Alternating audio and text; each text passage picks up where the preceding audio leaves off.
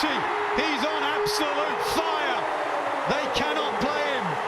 Both openers تو have میں got کوئی بڑا نام نہیں تھا، میرے پیچھے کوئی شور بھی نہیں تھا، لیکن میرے خواب بڑے تھے، میرے قد سے کہیں زیادہ بلند تھے۔ پاکستان کی مٹی سے اڑان بھرنے والا ایک دبلا پتلا لڑکا جس کے ہاتھ میں گیند تھی اور آنکھوں میں تاریخ بدلنے کا حوصلہ۔ 2018 جب بین الاقوامی کرکٹ نے ایک نیا نام سنا، شاہین شاہ آفریدی، 6 فٹ 5 انچ کا قد، بائیں ہاتھ کی رفتار اور ایسی ان سوئنگ جو بیٹسمین کے خواب توڑ دے۔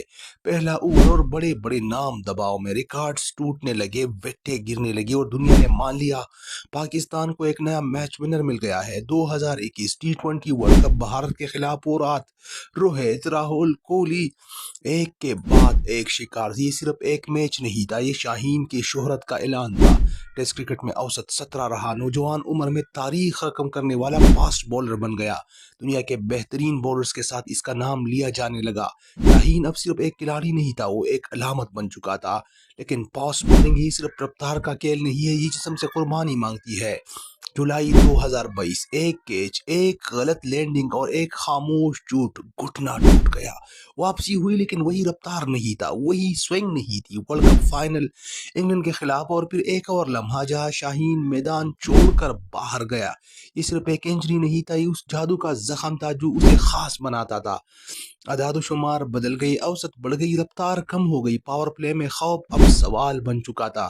کچھ سیریز، کچھ سکواڈ اور پھر خاموشی۔ وہی شاہین جس کے بغیر پاکستان کا نیا بال ادھورا لگتا تھا، اب ٹیم سے پرماننٹلی باہر ہو گیا۔